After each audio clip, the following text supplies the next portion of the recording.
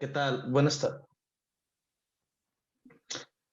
Hola, ¿qué tal? Buenas tardes. De parte del doctor Eric Arteaga, presidente de la Asociación Nacional Mexicana de Urgencias y Emergencias Pediátricas, les damos la bienvenida a todos ustedes a este webinar en relación a nuestro interés de educación médica continua.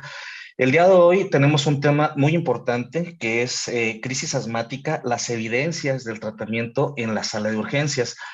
Nos hace el favor el doctor Carlos Bañuelos junto con su equipo de darnos este apoyo de esta plática el día de hoy. Antes de iniciar y presentar a nuestro moderador, que será el doctor Carlos Bañuelos, les sugiero, por favor, les pido de la manera más atenta a todos los participantes que cierren sus micrófonos, que apaguen sus videos.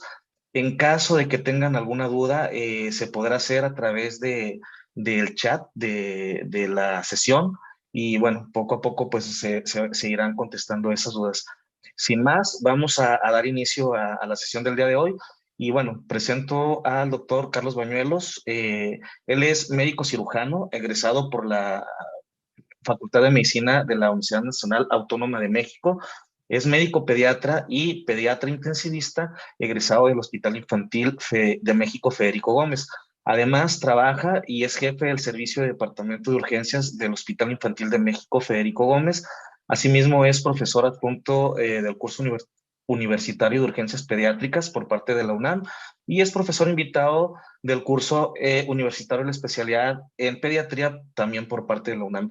Es muy importante saber también que fue secretario general de la Asociación Mexicana de Terapia Intensiva Pediátrica del año 2018 al 2020. Doctor Carlos, muchísimas gracias por su apoyo y dejamos los micrófonos y la cámara en sus manos. Hola, buenas tardes. Muchísimas gracias primero a la Asociación Nacional de Medicina de Urgencias y Emergencias Pediátricas por la invitación. A mí y a mis compañeros que trabajamos en el Hospital Infantil de México Federico Gómez. Yo trabajo ahí en el Departamento de Urgencias con mi jefe, el doctor Víctor Olivar, desde hace 14 años. Entonces es un honor estar en la asociación y poder dar este tema aquí. Gracias por la invitación. Pues el tema que vamos a ver el día de hoy es como tal crisis asmática. No vamos a hacer una revisión completa de lo que es una exacerbación asmática o una crisis asmática, sino más bien enfocarnos en ciertos temas que quisiéramos mostrar lo que es la evidencia en cuanto a su uso en la sala de urgencias, para que aquel médico pediatra, o en su defecto si algún urgenciólogo pediatra también, que se dedique al manejo de estas exacerbaciones en la sala de urgencias, sepa cuál es la evidencia, cuál es el mejor manejo del uso de medicamentos nebulizados, del uso de esteroides, bueno, en el caso que no haya mejoría, pues en el uso del soporte ventilatorio no invasivo. Entonces vamos a ver el día de hoy las evidencias del tratamiento en la sala de urgencias. Como primero me gustaría dar una breve introducción de qué es una crisis o una exacerbación asmática. Como tal, existen muchas definiciones dependiendo de la literatura que ustedes revisen de cómo se define cómo se define una exacerbación o una crisis asmática. Nosotros, como más de este lado del hemisferio occidental, a la literatura que más estamos nosotros acostumbrados de leer o de referirnos cuando queremos hacer el manejo de una crisis asmática es a la GINA, la Global Initiative for Asthma, pero no es la única guía que existe en la literatura, sino hay otras más, por ejemplo la del Reino Unido o la guía GEMA de España, que son entre las, por decir, las más importantes o las que más fácilmente pueden ser aplicables en nuestra vida diaria. Sin embargo, de acuerdo a eso, de acuerdo a las diferentes definiciones que hay, ¿cómo puedo yo como tal definir una crisis o exacerbación asmática? Se define como un episodio de empeoramiento o cambio, ya sea agudo o subagudo, en los síntomas o en la función pulmonar, y que pueda meritar un cambio o un ajuste en el tratamiento, ya sea de manera intensiva o un poquito de manera más gradual. Como les comentaba, hay diversas guías. En esta revisión sistemática que hizo la doctora Sara Mantí, se puso a revisar todas las guías y de acuerdo a eso ver si estaba bien claro el propósito, a quién descubría, la aplicabilidad, la claridad en cuanto a las definiciones y a las indicaciones que daban. Y se fijan, muchas de las guías que existen, la verdad la doctora Manti no las recomienda porque son un poquito complejas o no aplican completamente a la población pediátrica. Entonces, las principales que sí aplican, o que yo les recomendaría que podamos usar, obviamente es la GINA, la GEMA y las guías del Reino Unido. Pero es importante saber, el problema es que si yo me voy a cada una de las guías, por ejemplo, en este caso la guía de la GINA va a definir o puede definir de manera diferente la severidad o el grado de exacerbación asmática. Lo puede juntar en leve moderado, como este es el caso de la GINA, y por un lado el severo. También, por ejemplo, la guía del Reino Unido me va a definir, me define 3 tipos de exacerbaciones que requieren hospitalización. El asma moderada aguda, el asma severa aguda o el asma que pone en peligro la vida o life-threatening asma. La cuestión de eso es que estas guías de repente, para poder clasificarlas, te piden que hagas ciertas cosas que a veces un niño pequeño no lo puede hacer, o en mi departamento de urgencias no tengo la capacidad para hacerlo, como medir el flujo expiratorio pico del paciente. Entonces, para eso se prefiere sí seguir ciertas guías, pero al mismo tiempo de seguir las guías, yo tener una escala o una herramienta en la cual yo pueda de manera objetiva poder medir la severidad de la crisis asmática. Y para eso existen múltiples guías, múltiples escalas que están descritas en la literatura. Tenemos la Asthma Severity Score, la Pediatric Asthma Severity Score, el PRAM, el PIS modificado. De estos, lo que es, de estas guías que están puestas en esta diapositiva, todas estas son aplicables a niños y van a usar diferentes datos clínicos para poder clasificar la severidad de esta crisis asmática. Principalmente van a usar las sibilancias, ya sea expiratorias o expiratorias, el trabajo ventilatorio, ya sea general, uso de músculos intercostales, uso de músculos supraclaviculares, uso de músculos escalenos, o solamente uso de músculos accesorios. Algunos usan la frecuencia cardíaca, algunos usan la saturación de oxígeno, y muchos o algunos usan lo que es la ventilación, si es adecuado o no, hipoventilado generalizado o hipoventilado en ciertas áreas. De estas escalas, las que yo considero principales o que pueden ser aplicables en la mayoría de nuestros departamentos de urgencias, está el PIS o el Pulmonary Index Score, que está dividido en menores de 6 años y mayores de 6 años, y lo que usa habitualmente o principalmente es la saturación de oxígeno, el uso de músculos accesorios, la relación inspiración-expiración y la presencia de sibilancias. De acuerdo a este índice, se creó un índice modificado para población más pequeña, para principalmente dividir en menores o mayores de 3 años. Está el PAS, que es el Pediatric Asthma Severity Score, que de acuerdo a la puntuación nos lo va a dividir también en leve, moderado o grave. Y en este caso nosotros, por ejemplo, en el Hospital Infantil de México, ya desde hace varios años, usamos el PRAM, que es el Pediatric Respiratory Assessment Measure Scoring. Este va a medir 5 puntos: la saturación de oxígeno, el uso de retracción más que nada de músculos escalenos, la entrada de aire y las sibilancias. Y de acuerdo a eso lo va a dividir en leve, moderado o grave. Pero ¿por qué es importante usar una escala? Porque se ha visto que estas escalas, a mayor severidad, se asocian a un incremento en la estancia intrahospitalaria, a un incremento en la estancia en la terapia intensiva pediátrica, a un incremento en el tiempo de nebulización continua con betados agonistas, incremento de otras terapias como son el uso de puntas nasales de alto flujo o el uso de Helix. Además, estas terapias como tal, hay otro estudio en este caso del grupo de la doctora Daniel Maue, que también se ha visto que entre mayor severidad de mi crisis asmática o mi exacerbación, es el uso de mayores recursos, esteroides sistémicos, sulfato de magnesio, aminofilina, que nosotros no lo usamos, terbutalina, hipatropio y albuterol o salbutamol continuo. También se ha visto que a mayor severidad, en este caso, hay mayor uso de ventilación por presión positiva inspiratoria o incluso intubación orotraqueal. Entonces es importante saber o usar estas escalas de severidad porque se van a asociar a que mi paciente requiera mayores recursos, es posible que requiera mayor soporte ventilatorio, pero de seguro va a requerir mayor uso de salbutamol en tiempo y en dosis y mayor estancia intrahospitalaria. Entonces, por eso es la importancia del uso de estas escalas de valoración, porque aparte de evaluar la severidad, nos va a predecir o decir la necesidad de hospitalización, y no solo es en la evaluación inicial, sino nos va a decir de manera objetiva cómo está respondiendo el tratamiento a nuestro paciente. Y por último, si hay una adecuada respuesta, nos va a dar la seguridad que al tener un número de 0 o 1, lo puedo mandar a casa sin problemas, Y además está descrito en la literatura que el no usar una escala como tal es un factor que contribuye a la mortalidad en este tipo de pacientes. Por eso es muy importante que hacer este brevario antes de comenzar con los diferentes ponentes que me acompañan el día de hoy, de hacer el hincapié tanto de usar una guía, un algoritmo de manejo, como una escala de valoración cada vez que yo voy a manejar a estos pacientes.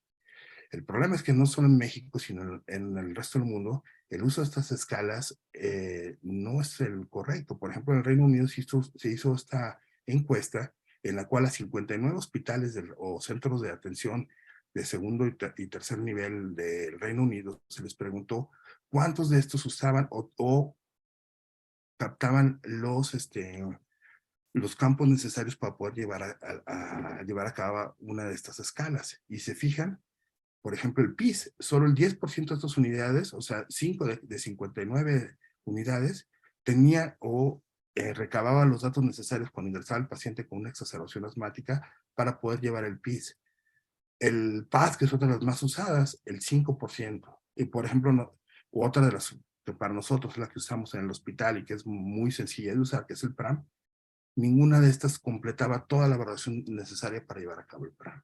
Entonces, por eso es mi insistencia al auditorio que está en este momento escuchando, que por favor usen una escala y cada vez que llegue un paciente usen esa escala y un algoritmo de manejo. Nosotros en el hospital desde hace varios años tenemos este algoritmo de manejo que de acuerdo al PRAM, desde un principio clasificamos nuestra crisis asmática en leve, moderada o grave. Y entonces damos el manejo de acuerdo si es una exacerbación leve, una exacerbación moderada o una exacerbación grave. Y no solo eso, sino después de cada intervención, volvemos a revalorar para ver la respuesta. Entonces, me gustaría ahorita comenzar con la primera ponente, que es la doctora Diana Aide Guerrero Reséndiz, la cual nos va a hablar del manejo principalmente con medicamentos nebulizados, que es el manejo que empezamos con todos los pacientes que nos llegan con exacerbación asmática, que es el manejo con beta-agonista. Y también nos va a hablar un poco de cuándo a este manejo nebulizado con beta-agonista se le puede agregar algún otro manejo coadyuvante, como es el bromuro de hipertrofia.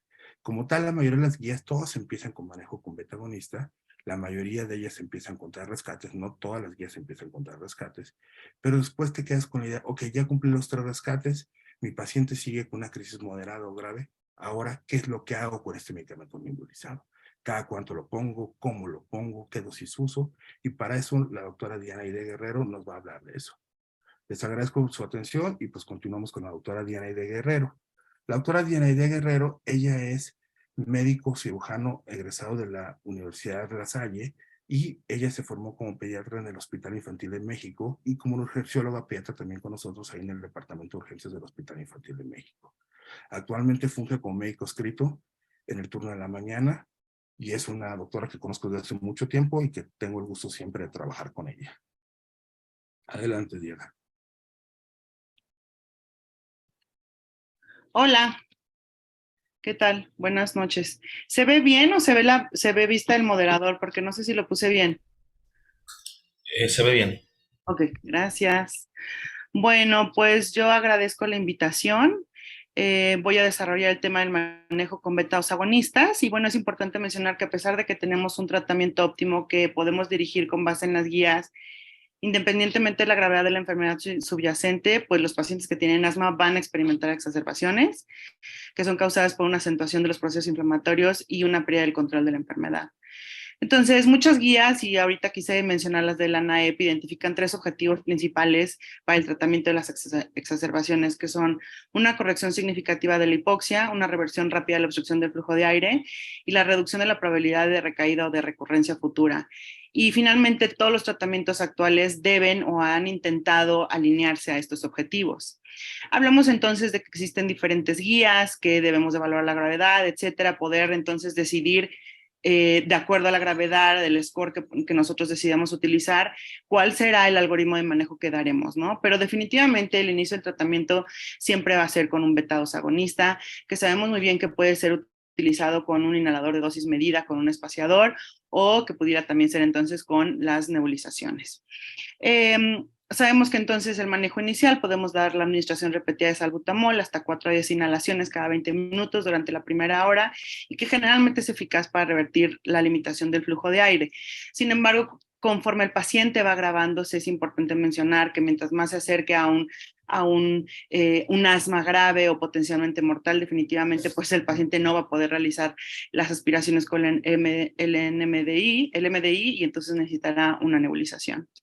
Aquí les puse, déjenme nada más poner, el mecanismo de acción del salbutamol. El salbutamol tenemos muchísimo tiempo su uso, incluso en la medicina herbolaria en China, y a partir del 1968 en la medicina alópata, el salbutamol se une a un receptor beta agonista, a un receptor beta 2. Este receptor está acoplado a una proteína G en la célula del músculo bronquial, y esta proteína G a su vez tiene subunidades, alfa, beta, gamma. Esta proteína G se activa a la adenilatociclasa, produciendo AMP cíclico, y se genera este AMP cíclico y la fosforilación de una proteína quinasa, lo cual inhibe su actividad y permite que la enzima fosfatasa predomine y entonces convierta la miosin fosfato en miosina, logrando entonces la relajación del músculo liso. Este es el efecto que entonces tendríamos con el uso del salbutamol.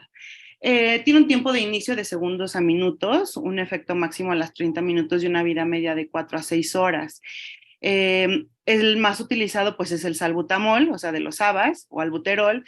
Es una mezcla racémica de dos enantiómeros, el R-albuterol y el S-albuterol, y es el R-albuterol o salbutamol la forma activa que se une a los receptores beta 2 y que proporciona esa broncodilatación deseada. Sin embargo, también provoca los efectos no deseados, como suelen ser taquicardia, temblores, ansiedad y inquietud. También se ha descrito que la forma S-albuterol o S-salbutamol, que a pesar de que se conoce como una forma inerte, posiblemente tenga efectos perjudiciales sobre la función de las vías respiratorias.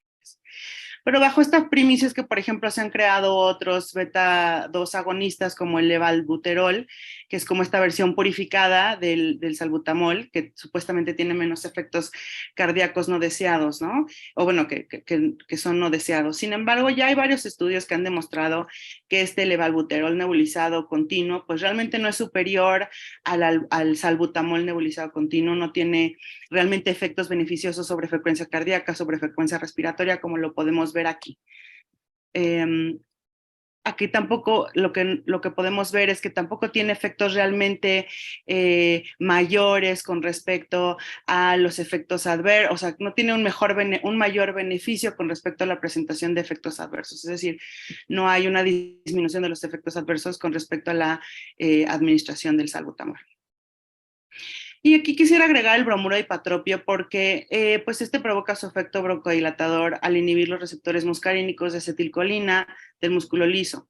Su tiempo de inicio de acción son 15 minutos, con un pico de efecto a los 60-90 minutos, y tiene una vida media más grande, 6 a 8 horas, lo que lo hace más lento en su inicio de acción, pero más prolongada la duración que el salbutamol, por ejemplo. Entonces ejerce estos efectos al bloquear los receptores colinérgicos. Esto disminuye el tono broncomotor colinérgico y disminuye el edema y las secreciones de la mucosa. Y pues es un agente realmente ineficaz cuando se administra como agente único. Entonces definitivamente tendría que ser combinado. Y de hecho desde el 2005 salió en la revista Tórax una revisión sistemática y un metaanálisis donde se encontraron 32 ensayos clínicos aleatorizados, 3.600 sujetos, adultos y niños, y en esto se lograron mostrar reducciones significativas en las admisiones hospitalarias, ¿no? Con un RR de 0.73 en niños, en adultos de 0.68, y que cuando fueron tratados de manera combinada. También produjo un aumento significativo en los parámetros espirométricos de 60 a 120 minutos después del último tratamiento, tanto en niños como en adultos. Entonces, definitivamente es la combinación de ambos una terapia que podemos utilizar y que es eficaz. Esta es otra revisión sistemática y un metaanálisis que valora la efectividad entonces de esta terapia combinada versus salbutamol solo en la disminución de hospitalizaciones en pacientes adultos en urgencias. Fueron 23 estudios y en general lo que podemos ver es que los pacientes que recibieron una terapia inhalada combinada pues tuvieron menos probabilidades de ser hospitalizados con un RR de 0.72, con los intervalos de confianza de 0.59 a 0.87, y esto hace que logremos hacer estimaciones donde 65 pacientes, o sea, se estima que 65 pacientes menos por cada 1,000 requirieron hospitalizaciones después de recibir una terapia combinada, a diferencia de 231 por cada 1,000 con solo el salbutamol. Se vio entonces esta eficacia, sobre todo en aquellos pacientes que llegaron a presentar un asma o una exacerbación, grave, más que en los participantes con una exacerbación leve a moderada. Es decir, pareciera que la terapia combinada tiene un mejor efecto en pacientes con una exacerbación grave de asma. Déjenme ver qué más les puse. Sí, también pues recibieron, los pacientes que recibieron una terapia combinada, aquí lo podemos ver, tenían más probabilidades de experimentar una mejoría en el volumen expiratorio forzado en un segundo, aquí lo podemos ver en punto 25, en la diferencia de medias con estos intervalos de confianza, también en el flujo expiratorio máximo. Y aquí podemos ver la posibilidad de reingresos a los servicios de urgencias, donde también favorece la terapia combinada. Así como los eventos adversos totales, pareciera, a diferencia de los anteriores, que se tienen más eventos adversos totales cuando solamente damos el salbutamol solo. Ahora, en cuanto a la vía de administración, sabemos que hay 3 tipos de dispositivos de administración que se utilizan con una mayor frecuencia para administrar estos medicamentos en las vías respiratorias inferiores de los adultos. De los adultos y de los niños. Tenemos nebulizadores de pequeño volumen, inhaladores de dosis medidas e inhaladores de polvo seco, pero todos estos dispositivos generan partículas que tienen un diámetro alrededor de 2 a 5 micras.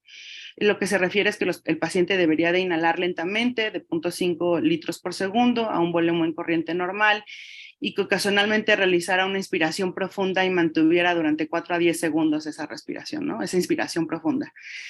Sin embargo, incluso con una técnica óptima, pues solo entre el 9 y el 12% del fármaco realmente, colocado en el nebulizador, en realidad se administra hasta las vías respiratorias inferiores.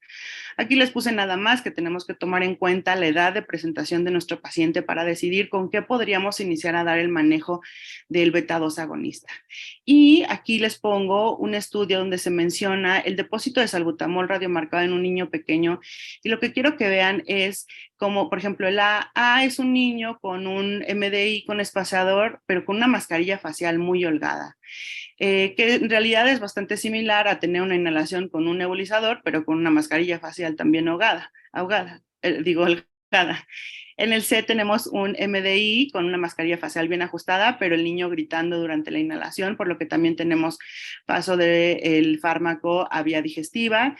En la D es muy similar, también inhalación con un nebulizador, con una mascarilla bien ajustada, pero gritando.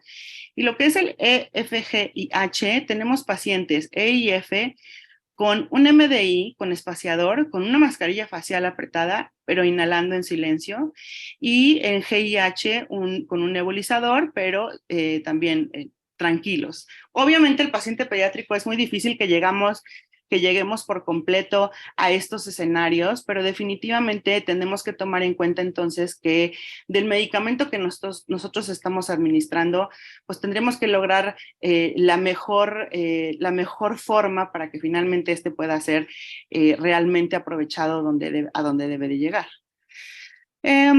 Entonces, este es otro metaanálisis donde se quería ver o determinar el efecto de las cámaras espaciadoras en comparación con los nebulizadores para la administración de los beta-2 agonistas de acción corta. Incluye ensayos clínicos aleatorizados de adultos y de niños mayores de 2 años. Este fue el número de pacientes en 39 ensayos clínicos, en servicios de urgencias y equivalentes en centros comunitarios.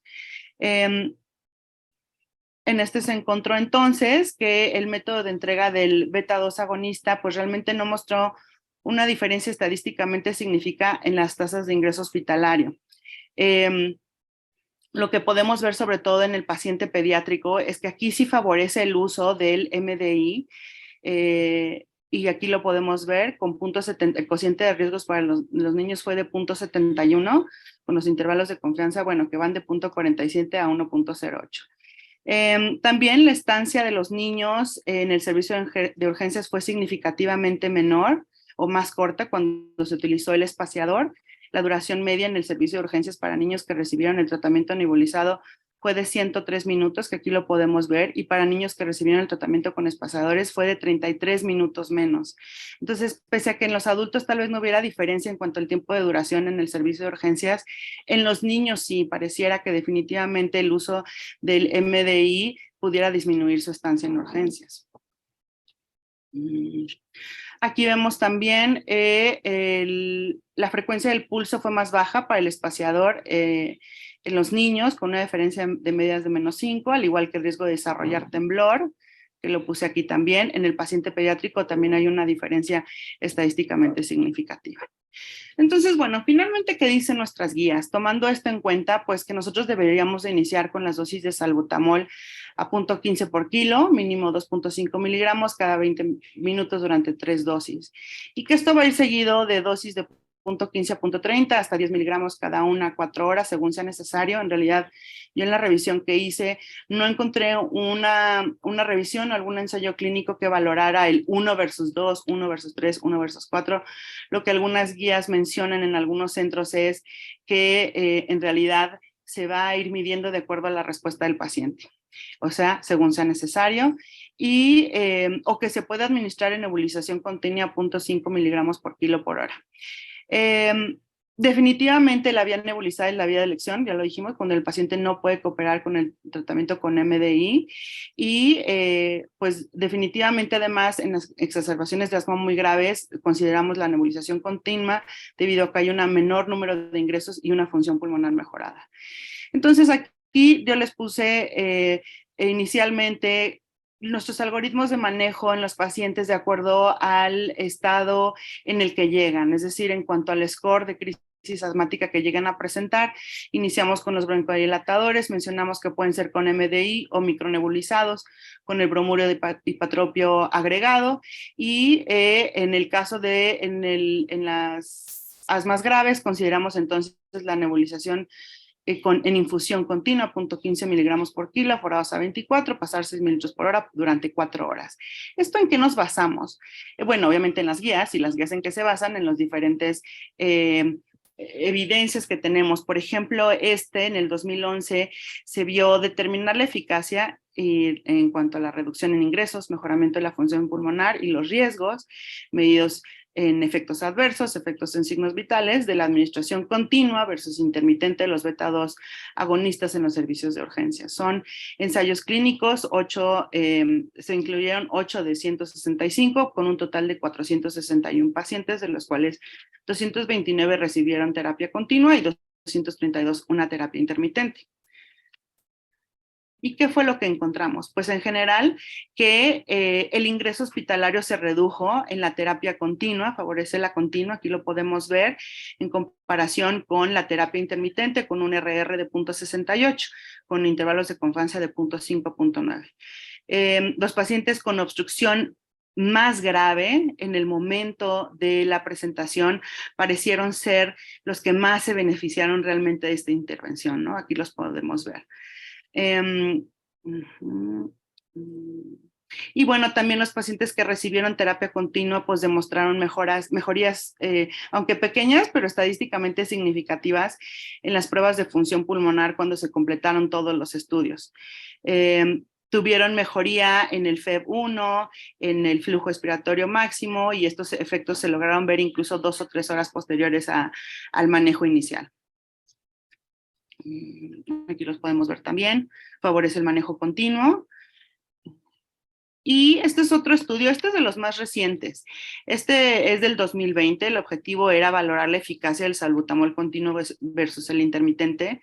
Es una corte retrospectiva de 1 a 15 en pacientes de 1 a 15 años con un diagnóstico de asma o mínimo 2 episodios de sibilancias que pudieran responder a broncodilatador, que tuvieron exacerbación grave al ingreso. Entonces se dividieron en 2 grupos. El grupo 1 se le realizó una nebulización continua con administración continua de salbutamol a 10 miligramos por hora, así se administró, con un dispositivo HART, que son dispositivos de alta eficiencia de aerosoloterapia extendida.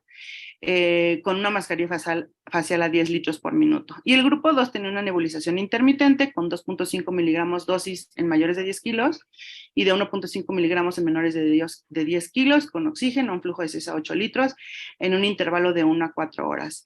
En ellos definitivamente se había falla en el tratamiento inicial, pues se realizaba el escalamiento del tratamiento. Entonces aquí podemos ver finalmente los pacientes que tuvieron el salbutamol continuo, éxitos, tuvieron 49 de 56 y cuando tuvieron salbutamol intermitente fueron 32 de 56. Aquí podemos ver cómo hicieron el diagnóstico o cómo hicieron el diagnóstico de exacerbación grave de acuerdo a las guías británicas de manejo en el paciente pediátrico.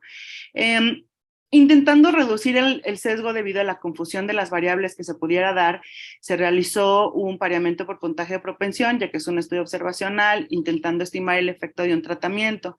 Y entonces lo que se encontró fue que en pacientes con una nebulización continua se tuvo una proporción de éxito mayor comparada con el grupo de nebulización intermitente. Esto entonces lo podemos ver con un ajuste de riesgo de 39.5, aquí lo podemos ver el tamaño del efecto con una P estadísticamente significativa. En cuanto al riesgo de falla al tratamiento inicial, también se encontró que fue menor ese riesgo en la nebulización cuando se administró de manera continua, aquí lo podemos ver, y la incidencia acumulada de falla al tratamiento inicial fue significativamente más baja en la nebulización en el grupo de nebulización continua. Es este dato que vemos aquí de 0.12 con una P estadísticamente significativa. Además, los pacientes que tuvieron una nebulización continua tuvieron una estancia hospitalaria más corta, de aproximadamente 10 horas en comparación con aquel grupo que tenía una nebulización intermitente. Sin embargo, esto no dio una estadísticamente significativo, no fue valorable o no fue valioso porque posiblemente secundario al tamaño de la muestra. Okay. Sin embargo, algo importante de señalar es que los pacientes que tuvieron terapia continua, ninguno ameritó intubación y de los pacientes intermitentes, uno sí tuvo intubación. En cuanto a los efectos adversos de la nebulización continua, por ejemplo, hipotensión diastólica o arritmias, pues en realidad mencionan que esto se limitó completamente a población con una exacerbación grave, que fue manejada en un servicio de terapia intensiva, y de todos modos mencionan que no ameritó el uso de restitución hídrica ni tampoco de aminas. Bueno, entonces finalmente tenemos que hablar sobre la sobredosis y los efectos adversos. Y estos pues se van a presentar porque los receptores beta adrenérgicos están en otros órganos, ¿no? En las membranas celulares vasculares, hepáticas, esqueléticas, y de ahí los efectos que podemos tener. Temblor, homeopatía, a nivel cardiovascular, taquicardia, un reflejo inducido por vasodilatación cardíaca periférica, la presencia de arritmias, sobre todo más en pacientes con hipocalemia y con hipoxia severa, angina de pecho, síndrome de Takotsubo, la presencia de dolor torácico, eritema, edema pulmonar, broncoconstricción paradójica, la presencia de hipocalemia, sobre todo o con mayor frecuencia en pacientes que tengan una administración conjunta de esteroide y teofilina. Y dado que pasa la barrera hematoencefálica, la presencia de alucinaciones, temblor y ansiedad también es frecuente. ¿Qué más pueden llegar a presentar? Pues sabemos que la acidosis láctica en estos pacientes, pues en un paciente con asma grave que tiene hipoxemia, hipotensión, hipoperfusión, una sobreproducción por un mayor trabajo de músculos respiratorios, porque hay una hipoperfusión hepática, y bueno, si agregamos este salbutamol, pues el riesgo de una acidosis láctica es muy alta, ¿no? El salbutamol lo que hace es que además, o sea, mencionamos que eleva el nivel intracelular de AMP cíclico y esto permite que se activen vías de glucólisis y lipólisis, hace un aumento transitorio de la glucosa en sangre y estimula, la alta estimulación de la lipólisis produce un aumento de la producción de ácidos grasos libres que desvían el metabolismo del piruvato desde el ciclo de Krebs hacia la formación del lactato. Entonces aquí les puse un reporte de caso de una paciente femenina de 42 años con asma de larga evolución, llegó muy grave, frases entrecortadas, esta es su gasometría arterial, acidosis metabólica, bueno, respiratoria, con un lactato de 1.3 que se le pone oxígeno, dosis de salbutamol, 35 miligramos en total, y a las 2 horas se toma una nueva gasometría teniendo un lactato sulfato de 15. Se administra sulfato de magnesio, esta paciente se intuba.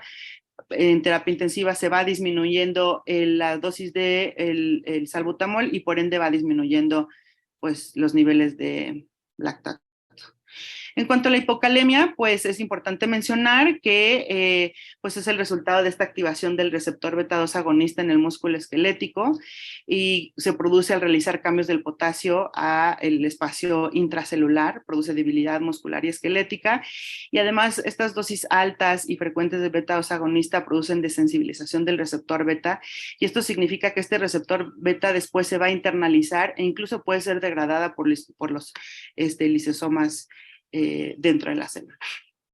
Y bueno, las arritmias, si yo le agrego arritmias cardíacas, hipocalemia, esta desensibilización de la que estamos hablando, se cree que es como la antesala para los broncoespasmos refractarios al tratamiento, la hipoxia y la muerte. Este es un estudio donde se observó el efecto de dosis altas, 75 a 150 miligramos por hora de salbutamol, en las variables clínicas en los pacientes con asma grave.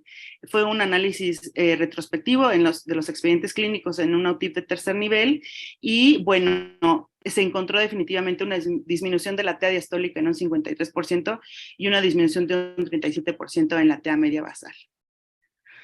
Como conclusión, pues yo les diría que se producen exacerbaciones a pesar de la terapia de mantenimiento óptima y el control del asma. Entonces es muy importante que hagamos un adecuado reconocimiento y una intervención temprana para poder realizar una estabilización exitosa. Y los beta-2 agonistas siguen siendo piedra angular del tratamiento en sus distintas modalidades de administración. Siempre se debe de todos modos individualizar cada paciente y dar la vigilancia que necesitan en búsqueda finalmente de estos efectos adversos que pudieran llegar a presentar. Gracias.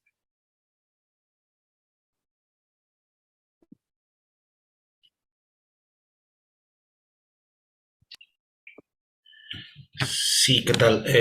Buenas tardes. Por ahí el doctor Carlos Bañuelos está teniendo un inconveniente con su internet. Por tanto, voy a presentar a la siguiente participante. Ella es la doctora Virginia Rojas Trole. Ella hizo medicina en la Universidad Anáhuac. Asimismo, también es pediatra egresada del Hospital Juárez. Hizo la subespecialidad de urgencias en el Hospital Infantil de México, Federico Gómez, urgencias pediátricas. Trabajó como adscrita también en el Hospital Infantil de México y también se encuentra en el Hospital GEA como adscrita en áreas críticas. Doctora, muchas gracias. Gracias. Bueno, voy a compartir mi pantalla. Sí se alcanza a ver, ¿verdad?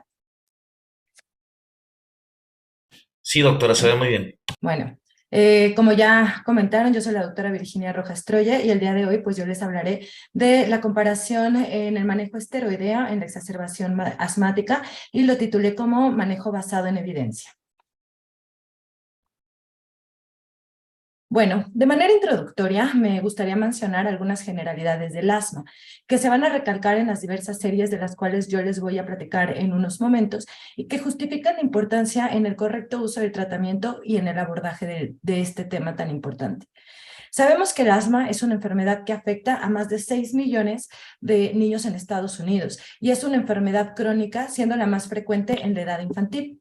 Está caracterizada por edema de la vía aérea, como ya les comentó la doctora, broncoconstricción e hiperreactividad bronquial, y los broncodilatadores junto con los esteroides son la piedra angular del tratamiento en las exacerbaciones de la enfermedad. Una de las cosas importantes es que en los diversos artículos se menciona que afecta a casi 9.6 millones de niños en Estados Unidos y es la causante de aproximadamente 80,000 hospitalizaciones de manera anual. Se menciona también que un paciente pediátrico que tiene asma pierde 1.54 veces más días de asistencia escolar, pero no son ellos los únicos afectados. Generalmente un paciente pediátrico está acompañado de su familiar. Entonces, los familiares o los cuidadores pierden 1.16 veces más la asistencia al trabajo al tener a su paciente hospitalizado. O sea, es una enfermedad realmente que significa un costo muy elevado para los hospitales y también en las empresas para los padres que trabajan. Y al menos 52% de los pacientes con asma van a requerir una visita en su vida a un departamento de urgencias. Los esteroides sistémicos son potentes agentes antiinflamatorios que son usados en el manejo del asma y cuya finalidad es la disminución en las hospitalizaciones, incremento en la función pulmonar, disminución en la sintomatología, reducción de las recaídas y disminución de los reingresos hospitalarios. Su efecto es la estimulación de los receptores glucocorticoides en el citosol y es responsable de la disminución de producción de leucocitos inflamatorios e incremento en los mediadores antiinflamatorios. A continuación voy a abordar diversos artículos que van a ir concluyendo la utilidad en las dosis, en las diversas vías de administración que tenemos, y los estudios que avalan la eficacia en el manejo de las exacerbaciones son muy abundantes y son también concluyentes. Sin embargo, creo que ha habido un incremento muy significativo de los médicos para comparar diversos regímenes y vías de administración de los mismos, siendo importante por eso abordar este tema. Entonces, vean, ¿cuál sería la pregunta? ¿Qué medicamento voy a usar? ¿Qué vía voy a utilizar dependiendo del estado crítico del paciente para tener mayor eficacia? ¿El uso de esteroides realmente ha demostrado alguna eficacia? Y estas son una de las preguntas que intentaré responder con la charla que preparé. Entonces, voy a empezar con este artículo en el cual es nada más acerca de las generalidades del uso de los esteroides y es una parte del sustento científico del uso de los mismos. Los esteroides tienen un papel fundamental en el manejo del paciente con asma por su efecto reductor de la inflamación de la vía aérea. Se administra de manera rutinaria en los pacientes estables en domicilio de manera crónica. Sin embargo, el uso sistémico está reservado únicamente para las exacerbaciones. A pesar de un debate considerable en las vías de administración, la vía oral, la vía intramuscular o intravenosa no va a proveer ventajas considerables una de la otra. Y la vía oral se ha demostrado que es una ruta de administración preferida en pacientes estables, que toleren la vía oral, que no tengan compromiso en la absorción intestinal y su administración oportuna y temprana se ha relacionado con con mejoría en los resultados en su utilización. Es por eso que esto es como de la manera introductoria, pero desde estos artículos se menciona que la vía oral es una vía eficaz y útil para la utilización. Bueno, en este artículo es un metaanálisis, está publicado en la American Academy of Pediatrics en el 2014. Se incluyeron diversos artículos en pacientes menores de 18 años, a los cuales se administró y se comparó el uso de dexametasona intravenosa o intramuscular en una o dos dosis versus prednisona o prednisolona en un esquema de 5 días. Se identificaron 667 artículos en áreas de urgencias, que incluían una media de 171 pacientes cada una.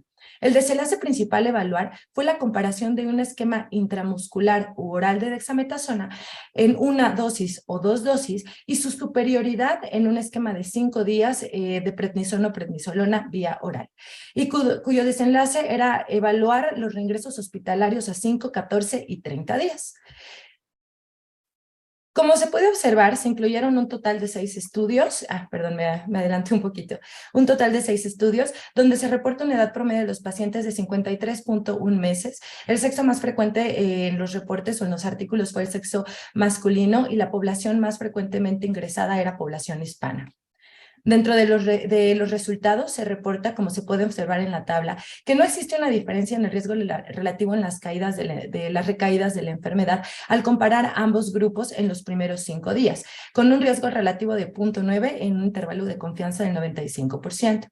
Asimismo, de 10 a 14 días se presenta un riesgo relativo de 1.13 con un intervalo de confianza del 95% y no existe una diferencia significativa en las recaídas a 30 días con un riesgo relativo de 1.2 y un intervalo de confianza del 95%.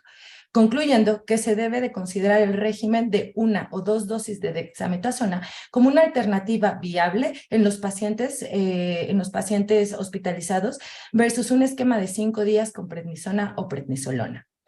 Lo único que se menciona dentro de las conclusiones y resultados de este artículo es que dentro de los efectos secundarios, el único hallazgo significativo es que los pacientes que recibieron una sola dosis de dexametasona presentaron menos vómito durante su internamiento o en casa. Y entonces la conclusión sería que ambas terapias son equivalentes. Ahora bien, de manera siguiente les voy a contar acerca de esta revisión. Es una revisión sistemática publicada en 2018. Compara la efectividad de una sola dosis de esteroides intramuscular en comparación con un régimen vía oral en pacientes adultos y pediátricos. Se incluyeron 9 artículos que incluyeron 804 pacientes y la finalidad era comparar una sola dosis intramuscular de esteroide en comparación de múltiples dosis de esteroide vía oral en pacientes adultos y pediátricos con asma aguda.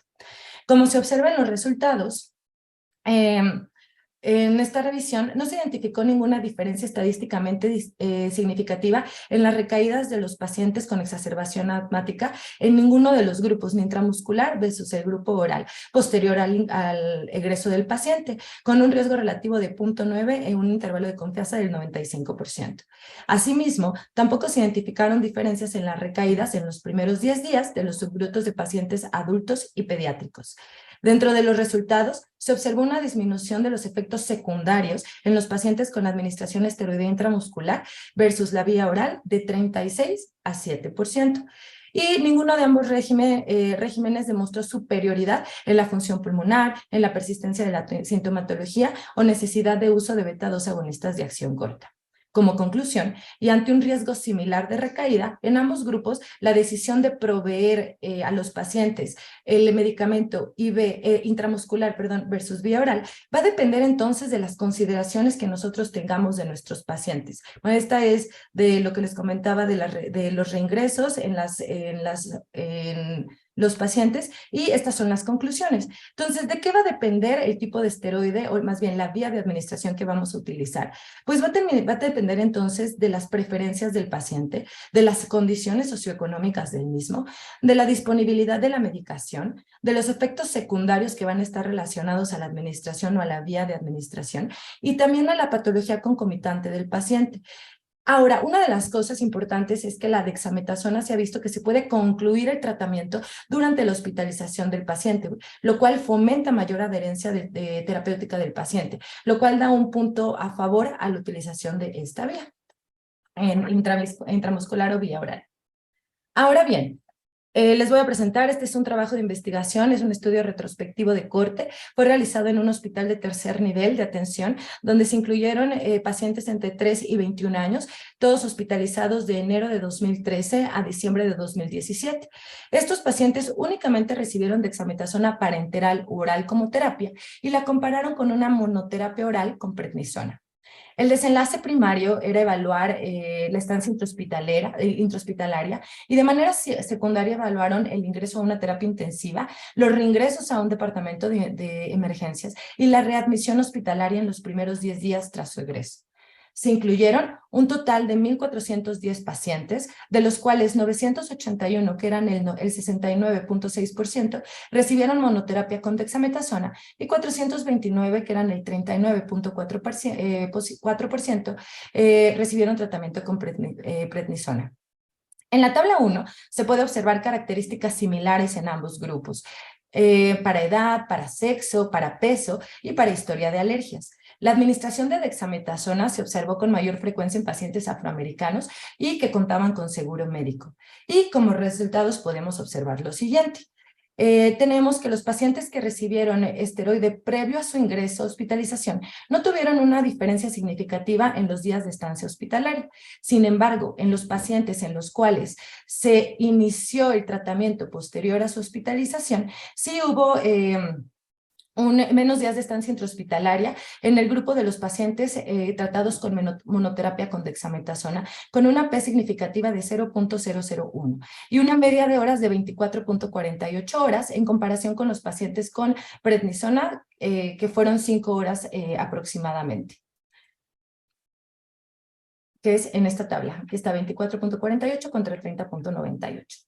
En la tabla 4, que evaluó los desenlaces secundarios, donde se valoró los ingresos a la terapia, los reingresos a los departamentos de urgencias y los reingresos a hospitalización, se concluyó que fueron poco frecuentes en ambos grupos.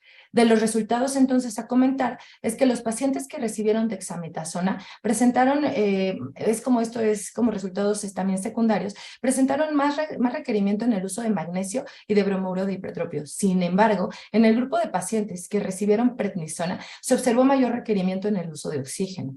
Como en otros estudios, en este estudio se menciona la superioridad de la dexametasona al requerir menos frecuencia en su administración, de la mano a que los pacientes pueden concluir su tratamiento dentro de su estancia intrahospitalaria, porque necesitan menos dosis, y esto, nuevamente se menciona, favorece su adherencia terapéutica. En este estudio, es un estudio aleatorizado, cuya finalidad fue comparar la metilprednisolona IV versus una terapia combinada con metilprednisolona IV con budesonida inhalada. cuyo desenlace era evaluar también los pacientes que se admitían o se ingresaban a una terapia intensiva, los días de estancia intrahospitalaria y la duración del manejo con beta-2 agonista de acción corta. Se incluyeron en total pacientes pediátricos de 1 a 21 años con exacerbaciones asmáticas entre mayo de 2017 y febrero del 2019, y se incluyeron en total 100 pacientes. En este estudio, los resultados tampoco demostraron una diferencia significativa en la duración del manejo con beta-2 agonista de acción corta, ni de los días de estancia intrahospitalaria, ni de estancia en terapia intensiva en ambos grupos. Sin embargo, se menciona que el tratamiento, la piedra angular del tratamiento era el esteroide sistémico y realmente no ven una diferencia significativa al agregar el esteroide inhalado. Ahora, en este paciente que compara nuevamente metilprednisolona con dexametasona e hidrocortisona, este estudio es un estudio hecho en unidades de terapia intensiva, todas las vías de administración eran IV, y lo único que querían comparar era cuál era más eficaz que otro. Fueron pacientes, como ya les mencioné, en una unidad de terapia intensiva pediátrica. La vía intravenosa era preferida debido a que no se podía administrar vía oral o no era bien tolerada y no se llevaba a cabo una absorción óptima. El objetivo era comparar los diversos tipos de esteroide, todos intravenosos, en las unidades de terapia intensiva pediátrica.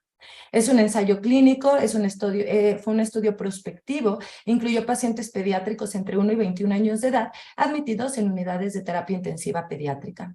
Los pacientes se aleatorizaron en 3 grupos. ¿Sale? En el grupo 1 fueron los pacientes que se le administraba metilprednisolona, una dosis de 2 miligramos por kilo día, cada 6 horas con una dosis máxima de 60 miligramos día. En el grupo 2 eran los pacientes con hidrocortisona a 5 miligramos por kilo día, dividido cada 8 horas con una dosis máxima de 400 miligramos día. Y en el grupo 3 eran los pacientes en los cuales se administraba dexametasona a una dosis de 0.6 miligramos kilo día, dividida cada 6 horas, una dosis máxima al día de 16 miligramos, pero únicamente por administración de 3 días. El resto eran 5 días. En la tabla 1 se observan las características clínicas de los pacientes. Lo único como importante a recalcar es que se observó una edad media en los pacientes de 7.35 más menos 4 años. La mayoría de los pacientes fue afroamericanos, con un número de 54 que correspondían al 88.5%. Y la clasificación fue de 24 pacientes para casos leves, 29 pacientes para casos moderados y 7% como casos severos, reportándose una media de estancia en la terapia intensiva de 36 horas.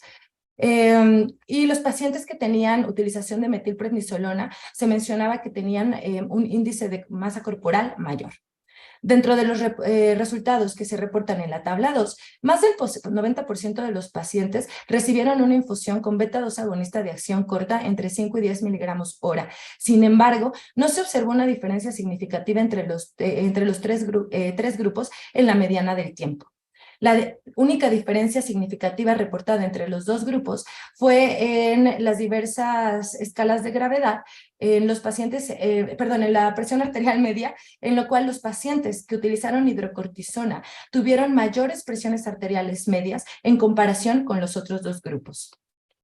Y ellos al final hacen esta tabla de Kaplan-Meier, en la cual no se observa tampoco una diferencia significativa en el tiempo de utilización de la infusión continua con beta-2 agonistas junto con el esteroide IV en ninguno de los 3 grupos. Como observaciones reportadas, los pacientes que recibieron metilprednisolona tuvieron menos horas de estancia en UTIP y hospitalaria en comparación de los otros 2 grupos. Sin embargo, no era algo estadísticamente significativo, por lo cual la recomendación final fue que cualquiera de los 3 esquemas utilizados intravenosos es igual de eficaz.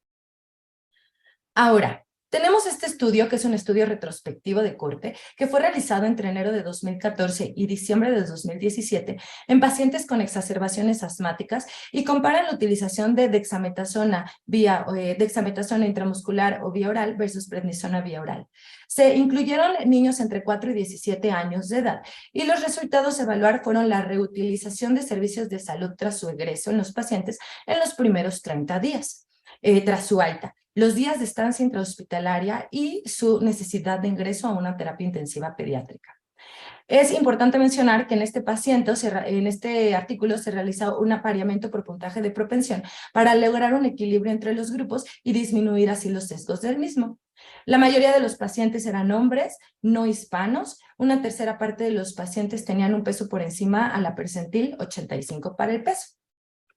En la tabla 4, dentro de los resultados significativos, o de los desenlaces a evaluar, es que los pacientes, tras recibir la primera dosis de manejo esteroideo, se incluyeron ahí, dice, 1,160 pacientes, 510 eran pacientes que utilizaron dexametasona, que eran el 43.9%, y el resto, que eran 651 pacientes que correspondían al 56.1%, recibieron dichos manejos, unos dexametasona, el otro prednisona. Y el estudio total reportaba una edad media de 8.5 años. El grupo de los pacientes que de manera inicial utilizó dexametasona presentó un reingreso de 3.9% versus 2.2% en el grupo de los pacientes con prednisona. Sin embargo, en un análisis a 30 días no hubo ninguna diferencia estadísticamente significativa en el reingreso de los pacientes. Ahora bien, en este estudio, es un estudio de revisión en Arabia Saudita, está publicado en el 2014 y comparó los usos diversos de esteroides inhalados en el tratamiento de exacerbaciones asmáticas. Dentro de sus 4 contextos principales, que es la mayoría de los artículos que se encuentran, evalúan el inhalado en 4 aspectos principales. Uno es inhalado en comparación con placebo. En este artículo y en este contexto, las diversas revisiones sistemáticas evaluadas sugirieron una mayor eficacia de esteroides inhalados en comparación con el placebo, siendo superiores especialmente cuando se administraba una dosis elevada de más de 1 miligramo de budesonida o de fluticasona. Sin embargo, la heterogeneidad de estos estudios era notoria en cuanto a la severidad de los cuadros, la dosis y la frecuencia de administración. De manera... en este artículo también, de manera conjunta, se evaluó la diferencia en comparación con esteroides sistémicos.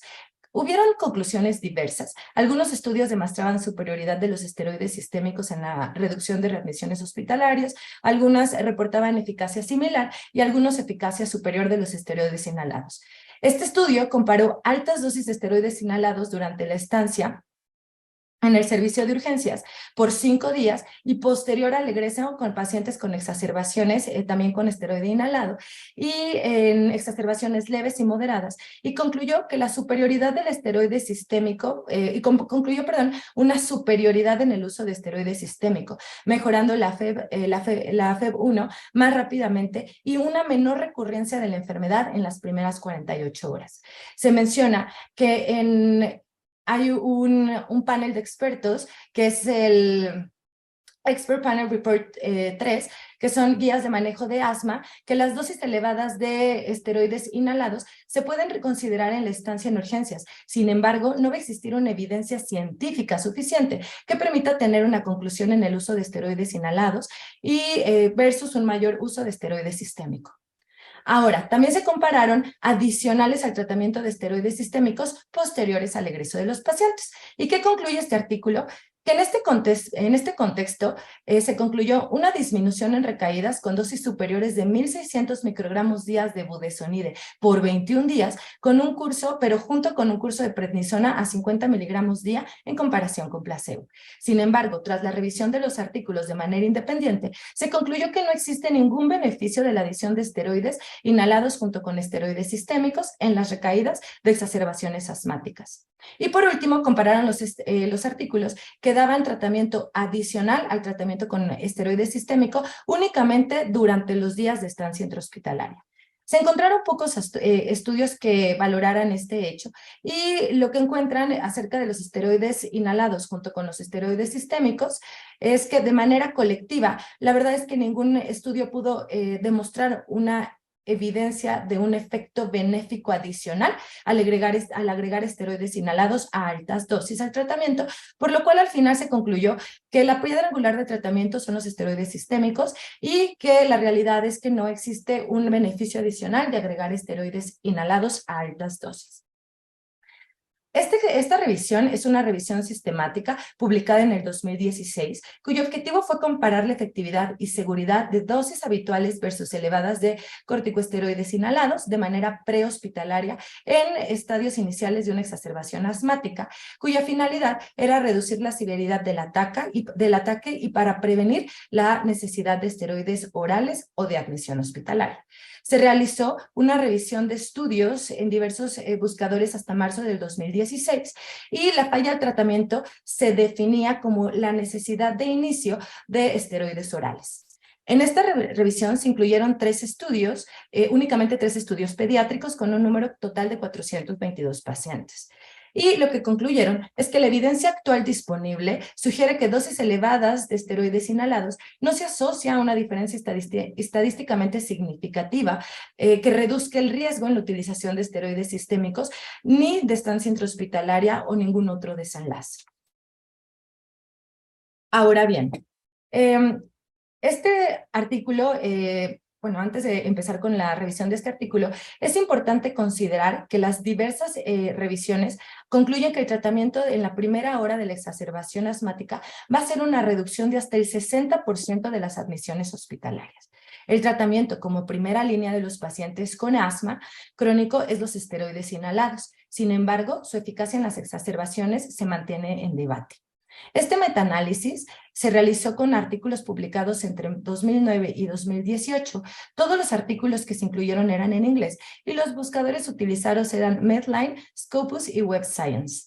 Se incluyeron únicamente artículos en pacientes menores de 18 años con exacerbaciones de cuadro asmático y que incluyeran el tratamiento con esteroides inhalados y esteroides sistémicos con prednisona, dexametasona IV y metilprednisolona. El desenlace principal a evaluar fue la admisión hospitalaria.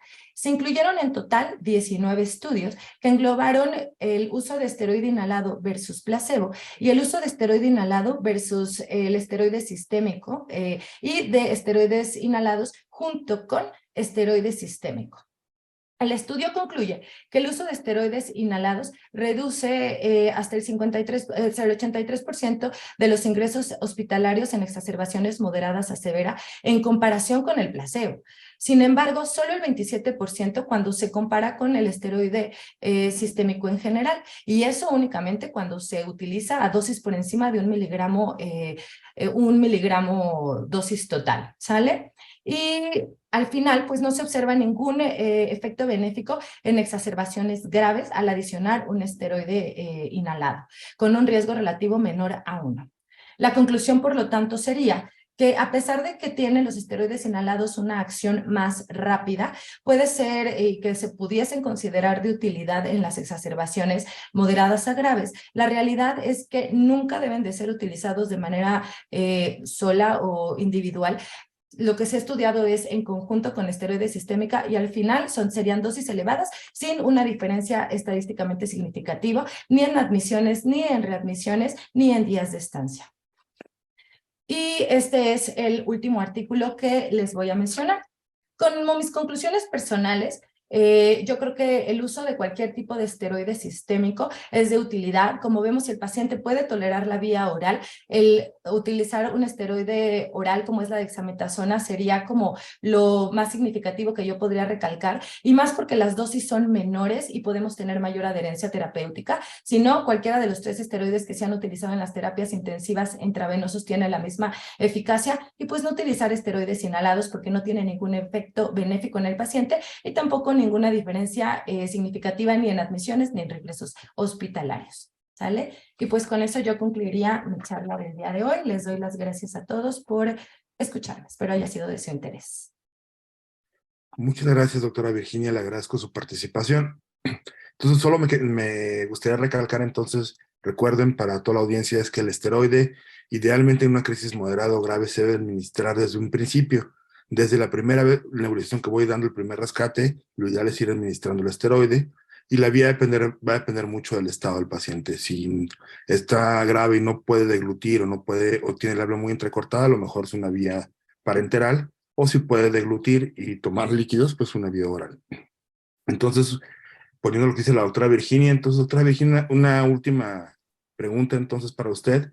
Si, entonces, como ya vimos, no hay diferencia en cuanto a la vía oral o IV, y en cuanto a IV, ni no hay intramuscular. diferencia el tipo de esteroide que voy a usar. Pero entonces, si decido usar vía oral, entonces su recomendación sería a lo mejor niños pequeños, darle más dexametasona que prednisona o prednisolona debido a la adherencia de la dexametasona? ¿O cuál sería su recomendación? Al final, todos los artículos concluyen que como la adherencia terapéutica en la dexametasona es mayor, porque la mayoría de los artículos únicamente dan una dosis por 2 o 3 días como máximo, hay mayor adherencia terapéutica. Entonces, mi recomendación después de la revisión sería que si el paciente tolera vía oral y tenemos disponibilidad de dexametasona, sería utilizar dexametasona y siempre utilizar la vía oral si es que el paciente puede tolerarla. Esa sería mi recomendación final. Perfecto. Nomás a recalcar un poco que la dexametasona solo viene en tabletas, entonces sería más para ya niños más grandes. Bueno, muchísimas gracias, doctora Virginia. Gracias a ustedes. El siguiente ponente es el doctor Ricardo Gil Guevara. Él es egresado de medicina de la Universidad West Hill e hizo pediatría en el Hospital Infantil de México Federico Gómez y también hizo ahí urgencias pediátricas en el Hospital Infantil Federico Gómez. Actualmente es médico adscrito en el servicio y nos va a dar en este momento, en cuanto a la revisión de en qué momento es el momento ideal si en el caso que estoy en el departamento de urgencias, mi paciente persiste con dificultad respiratoria a pesar del manejo con beta-agonista, anticolinérgicos y con esteroide, y manejo, en este caso también, si ya administré sulfato de magnesio y no hay respuesta. Mi pregunta sería, ¿cuál es el momento ideal o qué condiciones debe reunir mi paciente para darle el apoyo o el soporte con ventilación no invasiva? Entonces, este es el tema del cual nos va a hablar el doctor Ricardo Gil. Le doy la bienvenida y muchas gracias por su participación. Muchas gracias. Bueno, vamos a iniciar la presentación. Ok, entonces voy a hablar de lo que es la ventilación mecánica no invasiva en pacientes con crisis asmática. Déjame mover más esto. Ok. Bueno, los objetivos, aparte de lo que mencionó Carlos, va a ser una pequeña introducción. Tenemos que revisar la literatura. Estuve revisando actualizaciones acerca de si funciona o no funciona, cuándo va a funcionar y cuándo no, y cómo la vamos a utilizar. En el intermedio de los últimos 2 puntos, vamos a hablar un poco de cuándo sería el momento ideal para la colocación de la ventilación no invasiva. Bueno, nomás hay que recordar que la ventilación no invasiva es por medio de un dispositivo que va a entregar la presión positiva, ya sea continua o intermitente, a través de una interfase. Esta interfase evita que hagamos una invasión del paciente por medio de un tubo endotraqueal. ¿Por qué buscamos evitar la intubación endotraqueal? Sobre todo y particularmente en un paciente asmático, se ha visto que la ventilación mecánica invasiva empeora el broncoespasmo. Un paciente mal manejado con ventilación mecánica invasiva promueve la hiperinsuflación y con ello va a producir neumotórax, neumomediastino y sobre todo enfisema subcutáneo. Dentro de los daños más importantes va a ser el barotrauma, la depresión miocárdica, ya que recordemos que incrementa de manera considerable la poscarga, disminuye la precarga y con ello nos va a llevar a una mayor mortalidad. Esto ya con actualizaciones del Pediatrics en el 2010. En este otro artículo, en el manejo del asma grave, se dice que en una revisión de artículos, se vio que la ventilación mecánica no invasiva puede mejorar la frecuencia respiratoria, el PEF, el FEF1, disminuye las admisiones hospitalarias y los días de estancia en cuidados intensivos pediátricos. No así va a incidir en mortalidad y puede que no incida en intubación. Ahorita voy a presentar algunos artículos que discrepan un poco de estos resultados. Por ejemplo, en este hizo un estudio del 2007 al 2018, una muestra muy importante de 1 millón de pacientes hospitalizados. 22,000 requirieron ventilación mecánica y 1.4% de estos pacientes tenían ventilación mecánica no invasiva y 0.5% ventilación mecánica invasiva. A la conclusión que llegaron es que la intubación tiene odds a favor de mortalidad. Es decir, si tú llegas a intubar a un paciente, tiene 13.9 veces más posibilidad de morir. Y esto con intervalos de confianza dentro de los parámetros y con una P significativa de 0.01. No así, en cambio, los pacientes que fueron manejados con ventilación mecánica no invasiva tuvieron un egreso hospitalario más temprano, es decir, que tenían la posibilidad de egresos hospitalarios hasta 14 veces más y con una P significativa de 0.01.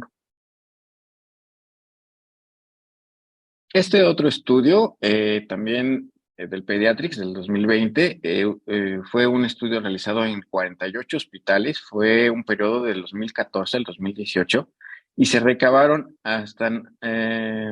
fueron 90,000 pacientes que no recibieron asistencia ventilatoria, pero 4,104 sí tuvieron ventilación mecánica no invasiva, 587 ventilación mecánica invasiva, y 106 pasaron de una ventilación mecánica invasiva a una ventilación mecánica no invasiva. Uno de los resultados más importantes que vieron es que la utilización de la ventilación mecánica no invasiva, desde luego, fue incrementando a partir del 2014. De ahí partió el boom de la ventilación mecánica no invasiva y sobre todo en pacientes asmáticos. Las medias fueron incrementándose hasta el 2018. También otro de los resultados que vieron es que el incremento de los pacientes con asma y afortunadamente no aumentó en la mortalidad.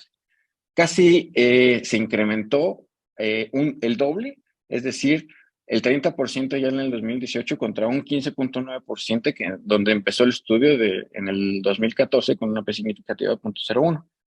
Y que casi un tercio de los pacientes, hasta el 26.6% de los pacientes, ya estaban utilizando ventilación mecánica no invasiva. Otro de los resultados que les quise exponer de este mismo artículo es que los pacientes que no tuvieron asistencia ventilatoria, como es de esperarse y asociado a que las características de estos pacientes probablemente eran menos graves, los días de estancia se disminuyeron considerablemente. En segundo lugar, tenemos a los pacientes que utilizaron ventilación mecánica no invasiva, y en tercer lugar, yéndose en algunos casos, hasta 25 o 30 días, los pacientes que fueron intubados. Entonces, aquí en este estudio sí podríamos concluir que nos ayuda a prevenir días de estancias prolongados y, sobre todo, días de estancia en cuidados intensivos. Y como se ha visto o pude constatar en varios artículos, no disminuye la mortalidad. En este otro artículo, que también tiene una muestra muy importante de 6,086 pacientes, se realizó de enero en el 2013 hasta diciembre del 2020. Aquí, en pacientes pediátricos con una media de 44.9 meses. Bueno, se vio que el porcentaje de los pacientes que utilizaban puntas nasales fue de 33%. Las puntas nasales de alto flujo ya también cobraban un porcentaje de hasta 12.6%. La ventilación mecánica no invasiva fue hasta el 44.7%, es decir, casi el 50%, casi la mitad de los pacientes, y 10% de los pacientes tuvieron ventilación mecánica, solo 1% neumotórax y todos asociados a la ventilación mecánica. Otra gráfica que también nos expresa que el boom de la ventilación mecánica fue a partir del 2013-2014 y se empezó a expresar en este estudio hasta el 2015.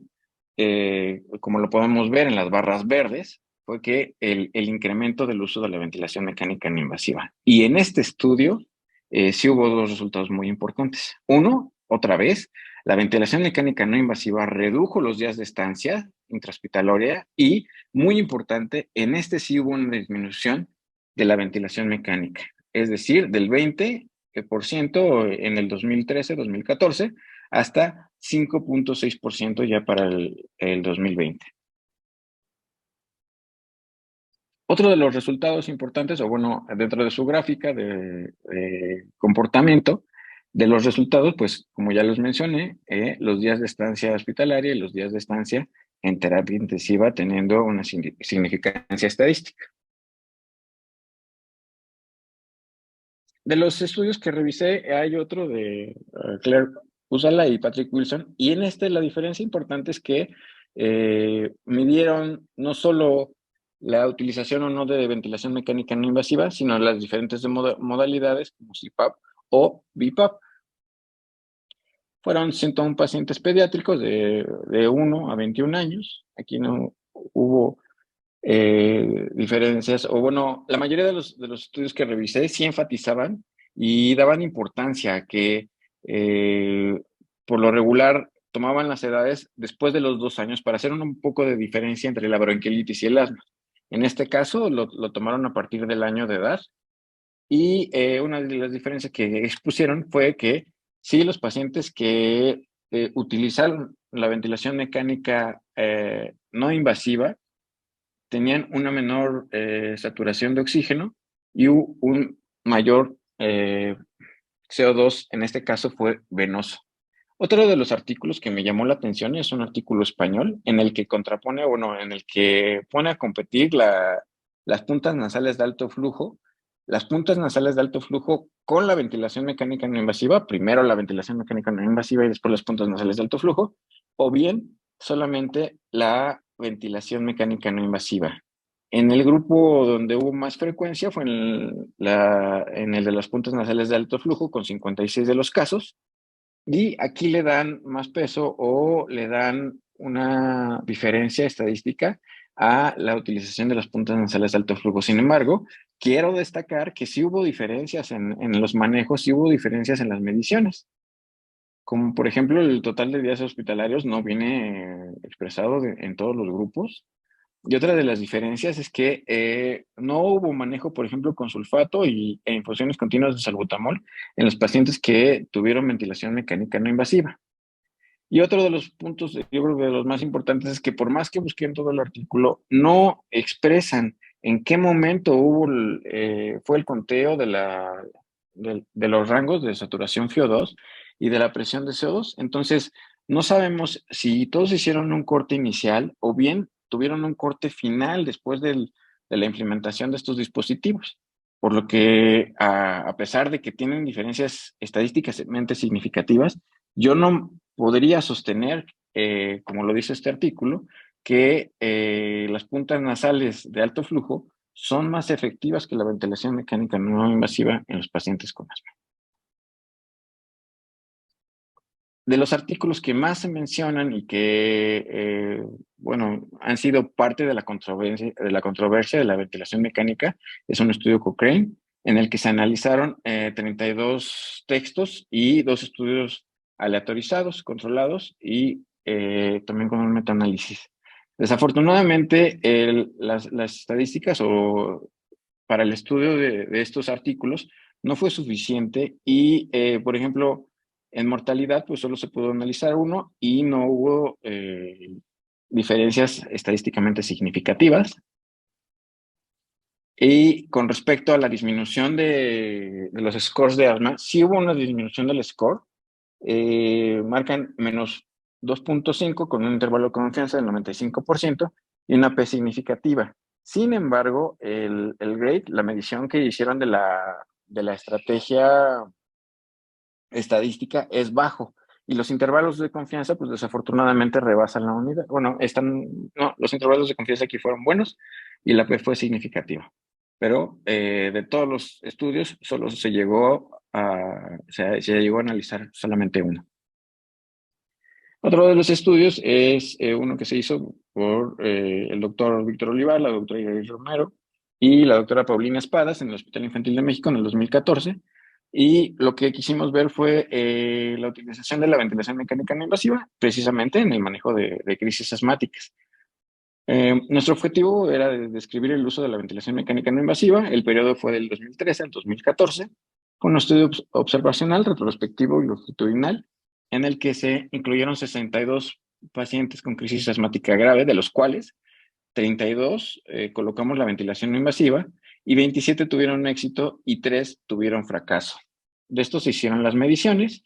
En cuanto a la tabla estadística general, pues de lo más importante a destacar es que el 100% de los pacientes que fracasaron estaban en edad escolar. Pero sí pudimos ver que de manera favorable en todos los parámetros que medimos en la diferencia de la frecuencia cardíaca, de la frecuencia respiratoria, la saturación pH, CO2 y PaO2 y en su conjunto de la FiO2 con la PaO2, el Kirby, sí hubo diferencias significativas. Con esto pudimos nosotros concluir que el éxito, que sí es un dispositivo, una herramienta eficiente para los pacientes con crisis asmática, evita las complicaciones de la ventilación invasiva, o sea, de la intubación. No tenemos todavía para ese momento factores de fracaso claros, y que en este caso la edad escolar puede ser un parámetro en donde no se recomienda tanto la ventilación mecánica no invasiva. ¿Cuándo podría fallar? Este es otro estudio, este se hizo en adultos en el 2015, pero es uno de los estudios más relevantes y de los más mencionados. Aquí, ¿qué les quiero exponer? Uno de los parámetros de los que más se repite en los estudios que hablan de fracaso. ¿Cuál es? El CO2. El CO2 tuvo una diferencia significativa. Aquí, las escalas de gravedad, como el Apache, no tuvo una diferencia significativa. Sin embargo, hay otros estudios, como los que les voy a presentar ahorita. Por ejemplo, este es un estudio que se hizo en Japón y se expuso en una revista italiana en pacientes pediátricos con una media de 3.1 años. Fueron 28 pacientes en un periodo de 7 años en una terapia intensiva. Y lo que ellos vieron fue que pacientes que presentan un PIN2 alto, es decir, hubo diferencias en los pacientes que fracasaron, que tenían un PIN2 alto. Esto nos quiere decir que pacientes que tienen afectados más de un órgano, aparte del respiratorio, tienen mucho más posibilidades de fracaso. Es decir, uno de los objetivos a analizar antes de iniciar una ventilación mecánica no invasiva es: el paciente está afectado en el área neurológica, es decir, tiene un deterioro de alguna de las escalas de evaluación neurológica, tiene deterioro hemodinámico, tiene deterioro de algún otro órgano. Muy posiblemente este paciente no es candidato a iniciar la ventilación mecánica no invasiva. Niveles altos de CO2 también son propensos a fracasar.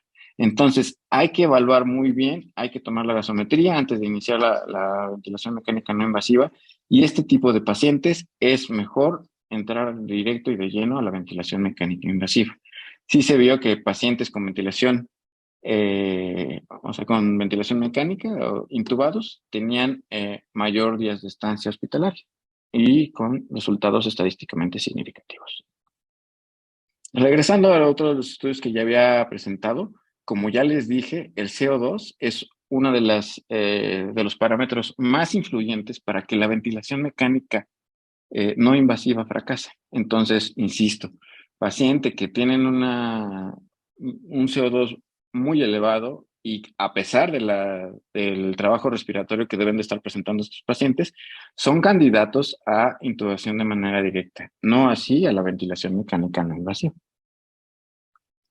Otros factores asociados importantes es cuando el paciente no coopera, que en el área pediátrica esto puede ser muy común, el disconfort y la interfase no adecuada, es decir, o muy pequeña para que solo esté en la nariz, muy grande para que muy grande para que solo abarque nariz, o muy pequeña para que abarque nariz y boca. No podemos estar haciendo trucos o adaptando interfaces a pacientes que no corresponde la edad o el tamaño. La programación no efectiva del ventilador también es propensa a que fracase la ventilación mecánica no invasiva. Con respecto a los pacientes no cooperadores, pues de aquí puede partir la pregunta. ¿El uso de sedantes en la ventilación mecánica no invasiva es efectivo o no es efectivo? Hay un poco de controversia. Voy a presentar uno de los últimos estudios de los que encontré. En este se utilizó desmedetomidina y se vieron diferentes parámetros, como la relación entre presión arterial de oxígeno y CO2, el Kirby, la PaO2, el PCO2 y el pH. Y en todos se vio de manera progresiva una mejoría en cada uno de esos parámetros, es decir, de manera basal a las 8 horas, a las 24 horas y después de las 48 horas. Todos hubo una mejoría en las medias en cada uno de los parámetros con el uso de dexmedetomidina. Sin embargo, el mensaje que les quiero dejar sin entrar mucho en el tema, porque este tema yo creo que nos puede abarcar otra hora de pláticas. Es la mejor herramienta para el confort, es una buena estrategia ventilatoria. Esa puede ser una mejor herramienta, menos invasiva, menos efectos adversos, que iniciar un sedante, a pesar de que se ha visto que hay efectividad en el uso de estos.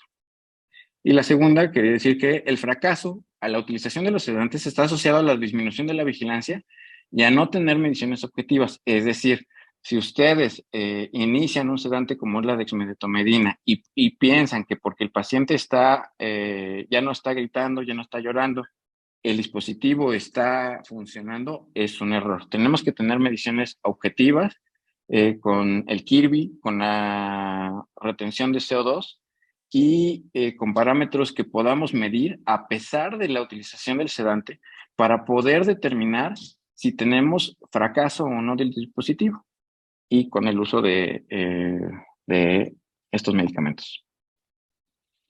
Ya por último, entrando a la pregunta que el doctor Carlos Bañuelos me hizo, básicamente es el inicio del tratamiento con los medicamentos que ya hablaron mis compañeras, y de manera inmediata, a los 45 minutos ahora del inicio del tratamiento, ya estamos determinando si el paciente requiere la ventilación mecánica no invasiva o bien la intubación.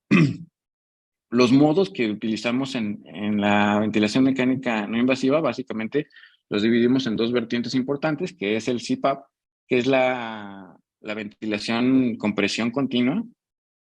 En esta el paciente va a estar respirando por sí mismo y vamos a tener una ventilación respiratoria basal.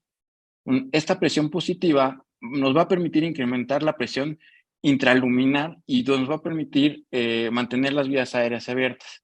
También se dice que esta puede estar asociada a un incremento de la efectividad de los broncodilatadores. Entonces, tiene estas dos funciones. Con respecto a la modalidad de BiPAP, la presión inspiratoria positiva generada por el ventilador o determinada por el ventilador, y tenemos una presión expiratoria baja. La diferencia entre estas dos, es decir, entre el punto máximo del EPAP, de la presión expiratoria, y el punto mínimo del IPAP, nos va a permitir tener una presión soporte y nos va a estar regulando la respiración del paciente, lo que va a permitir una disminución del trabajo de los músculos accesorios, evita el colapso alveolar, reduce las atelectasias. Con esto va a mejorar la ventilación y la oxigenación por mejoría de la capacidad residual funcional. Les podría decir que no hay fórmulas mágicas y así es. Sin embargo, podemos decir que básicamente el IPAP podemos alternarlo, podemos tenerlo entre rangos entre 8 y 10 milímetros de mercurio, con incrementos de 2 milímetros de mercurio cada determinado tiempo para poder ajustarlos. Y recordar que este va a determinar la ventilación alveolar, es decir, vamos a estar modificando la concentración de CO2 con este parámetro, y el EPAP vamos a estar más o menos entre rangos entre 4 y 6 milímetros de mercurio, y también incrementos de 2 en 2, y este va a modificar la oxigenación arterial. De manera personal, lo que les puedo recomendar es que incluso todos los parámetros, desde la frecuencia respiratoria, incluso hay que ver, hay dispositivos o ventiladores que utilizan la rampa, que también puede ser un determinante para que el paciente tolere o no tolere la ventilación que nosotros estamos entregando. Y también las sensibilidades son factores muy importantes para dar una ventilación mecánica adecuada. Yo lo que hago es disminuir todos los parámetros y, como dice aquí, ir incrementando de 2 en 2 como va tolerando el paciente, y conforme va disminuyendo el esfuerzo respiratorio, nos vamos quedando en los parámetros que estamos ajustando. Insisto, pues, como siempre se dice, no hay no es una receta para todos, pero básicamente esto es lo que vamos a estar manejando con estos tipos de pacientes. Y ya por último, pues quisiera concluir con respecto a la ventilación mecánica no invasiva. Hay que establecer protocolos y estos protocolos van a evitar sorpresas. Tenemos que tener sobre todo en este tema de la ventilación mecánica no invasiva y las interfaces, tenemos que tener los dispositivos adecuados.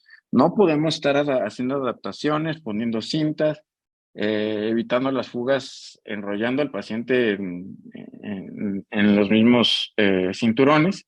El paciente debe de ser adecuado. Si su paciente tiene más de una disfunción aparte de la ventilatoria, muy probablemente no sea un candidato para la ventilación mecánica. Si el paciente está reteniendo CO2, no va a ser candidato a la ventilación mecánica no invasiva. Y una vez que decidimos probar la ventilación mecánica bajo estos parámetros, tenemos que estar pegados al paciente. No podemos retrasar la intubación y debemos estar atentos a cada cambio y a cada uno de los parámetros que acabamos de mencionar para determinar si continuamos o no con este tipo de estrategia. Y de mi parte eso es todo. No sé si tengan dudas o preguntas. Muchas gracias, doctor Ricardo, una muy buena revisión del tema. Nomás quisiera como que dejar dos cosas como aclararlas, a ver si me las puede contestar. La primera, entonces, ¿hay lugar para usar en una crisis asmática grave que no responde al manejo con medicamentos de puntas nasales de alto flujo o no?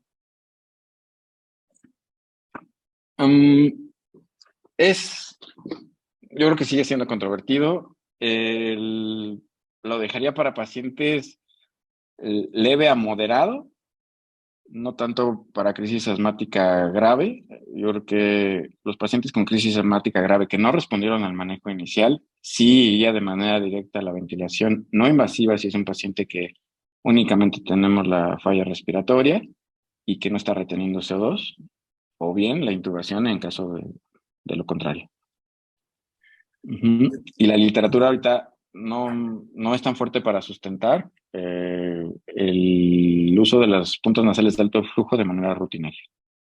Perfecto. Y en cuanto a las indicaciones precisas, más para que quede claro a la audiencia de la ventilación no invasiva, ¿cuáles pondría? Una vez que ya hemos iniciado el tratamiento inicial, como ya se mencionó, con los beta agonistas, con el manejo esteroide sistémico, termina pues 45 minutos, una hora. El paciente no ha mejorado, sí, con esfuerzo respiratorio importante. O bien con los parámetros, tenemos otras estrategias como escala de ROX o las escalas, o las mismas escalas que tú mencionaste al inicio, que no hayan mejorado, podemos valorar que este paciente sea candidato para una ventilación mecánica no invasiva. Ok. Yo agregaré un poquito datos de fatiga, el incremento del trabajo ventilatorio importante. Un dato que sí yo diría que no es indicativo de per se de ventilación mecánica, pero que sí me sugiere que el uso de músculos accesorios es muy importante y que es muy probable que sí lo requiera, sería el lactato. Una elevación del lactato me haría pensar fuertemente en poner la ventilación mecánica, sea no invasiva o invasiva. Y también que ya se haya utilizado también estrategias como el sulfato de magnesio. De hecho, hay varias preguntas en el chat que hablan del sulfato de magnesio. Esta es pregunta abierta para los tres ponentes, ¿en qué indicaciones ustedes usarían el sulfato de magnesio intravenoso?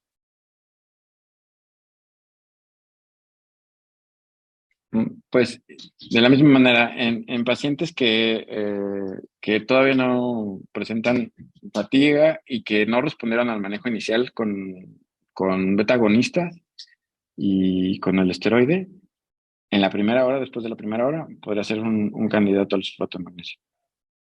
No sé, alguna de la doctora Diana, la doctora Virginia, ¿quieren agregar algo? Bueno, como dijo el doctor Ricardo, hay una revisión de Cochrane que o sea, son desde 2000 que mencionan que el uso del sulfato de magnesio está reservado para pacientes que no respondieron a un manejo inicial con broncodilatadores o en casos de asma grave que no mejoran al manejo inicial. No sé si la doctora Diana también quisiera agregar algo más. De acuerdo, totalmente indicado en el asma grave, si no hay una respuesta inicial rápida con el esteroide y el tratamiento nebulizado. Entonces, yo reforzaré lo mismo. Aquel paciente que a la hora después de dar mis 3 rescates con beta agonista y anticolinérgico y persiste, yo sí agregaría tanto en un pramo, en la escala que ustedes usen, moderado o grave, entonces sería indicación para sulfato de magnesio. Y nomás si les invitaría al público a revisar, hay diferentes esquemas, puede ser bolo, Hay incluso esquemas de bolo más una infusión, o incluso está descrito infusión continua por 24 horas para aquellos pacientes con asma grave que no responden al tratamiento. Y eso también lo usaría para responder una pregunta que dicen de las cantinas. Realmente en este momento ya las cantinas no están recomendadas por todos sus efectos adversos. Si se encuentra en un asma grave que no está respondiendo al manejo inicial, el manejo sería sulfato de magnesio en bolo, valorar infusión continua y una nebulización continua con salbutamol el tiempo que sea necesario. Y si no hay respuesta, pues como bien dice el doctor Ricardo Gil, pues valorar la ventilación mecánica tanto no invasiva o invasiva. No sé si estén de acuerdo conmigo, y si no, pues, si no hay ningún comentario extra de parte de los tres ponentes, pues, creo que damos por concluida la sesión del día de hoy. Espero les haya agradado. No era nuestra intención hacer una revisión completa del manejo de la crisis asmática en urgencia, sino puntos de... Ay, se me fue la palabra. Hasta puntos muy específicos en los cuales pudiese haber un poquito de debate o podremos ahondar en la información de cuál es el mejor método, por ejemplo, dar nebulización con salbutamol continua o no continua, el uso de esteroides inhalados o no en la exacerbación aguda, qué tipo de esteroide, y en este caso la ventilación de soporte no invasiva. Le agradezco mucho a la Asociación Nacional de Medicina de Urgencias y Emergencias Pediátricas al habernos invitado el día de hoy, y pues estamos lo que quieran ante cualquier duda o pregunta que tengan. Voy a dejar mi correo electrónico en el chat, y invito también a los doctores que me acompañaron esta noche a dejar su correo electrónico para cualquier duda con gusto podemos contestar. Al contrario, doctor Carlos, muchas gracias a usted, a los tres ponentes que estuvieron apoyándonos con esta plática. Muy agradecidos de parte de la asociación. Se acaba de conectar con nosotros el doctor Eric Arteaga, el presidente. Entonces le cedo la palabra para que dé unas palabras finales. Muchas gracias a todos los participantes.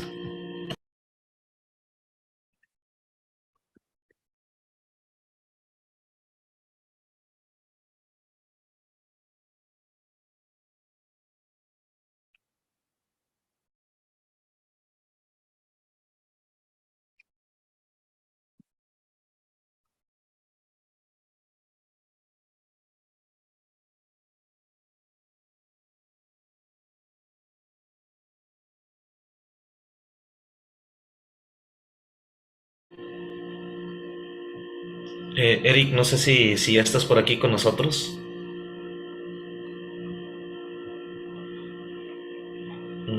Bueno, creo que no tuve oportunidad de ingresar, pero bueno.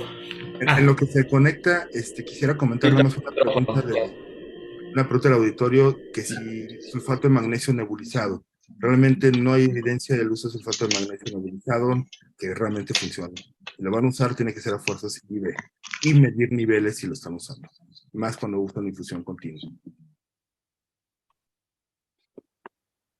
Ya, hola, ¿qué tal? Muy buenas noches. Una disculpa porque creo que el día de hoy la tecnología no nos ha ayudado mucho, pero bueno.